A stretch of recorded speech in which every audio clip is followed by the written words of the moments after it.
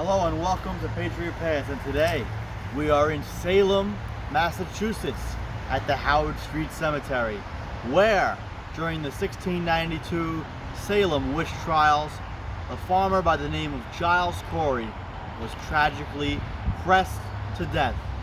His last words, "More weight." Let's check out the historic old graves of Salem and divulge and dive into the witch trials.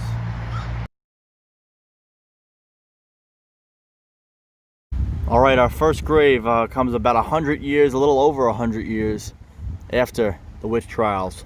Enoch Dow, born in Kensington, New Hampshire, August 16th, 1780, and died in Salem, June 12th, 1813, age 32.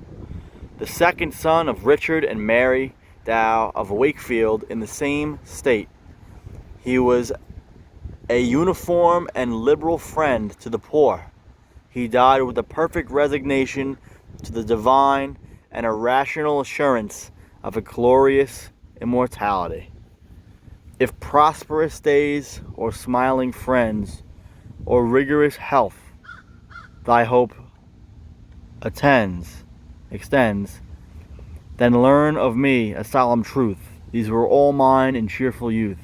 But oh, from death they would not save, and all are useless in the grave. A holy life gives this divine. Hear God, and end joy, and endless joy are thine. There you go, Enoch Dow. Now, Howard Street Cemetery here is Salem's fourth oldest cemetery, established in 1801. So Mr. Giles Corey pressed to death here almost 110 years, 109 years earlier. At the time, this was not the cemetery, it was just a field. It was an open field. And unfortunately, a very medieval and barbarous torturing method, pressing, occurred here. And that poor man was subject to it. So here is in memory of Colonel Samuel Carton, patriot and soldier, 1731 to 1804. Representative of the General Court, 1776.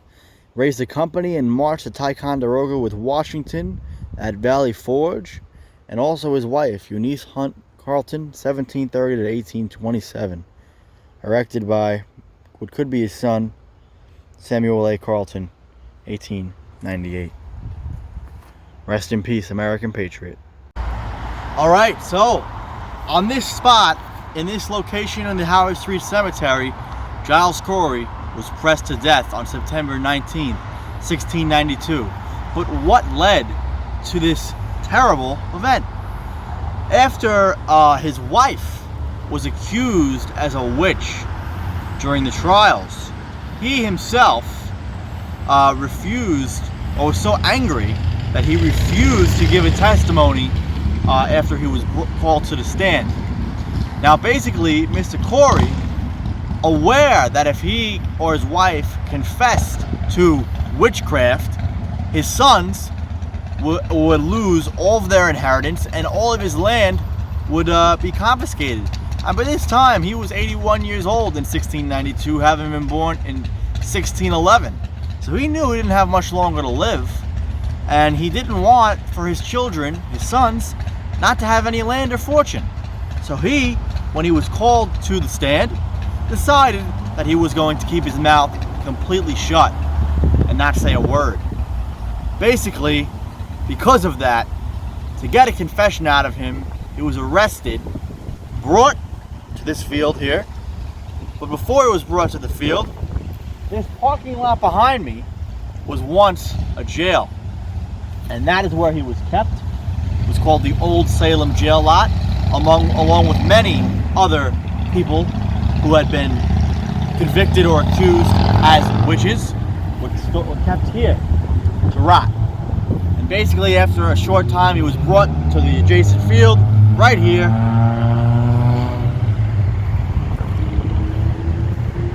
And he had wooden boards placed on top of his chest as he lied flat on the ground, and stones piled on top of him, literally to crush him to death or force him to give a confession. And Giles, at 81 years old, nobly said nothing except for his last words, "More weight."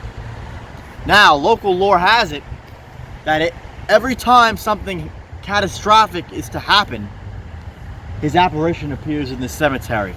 Whether it's true or not, it's not for me to say, but it's worth noting that there was a bad fire here some years ago, and his apparition was spotted right before the fire.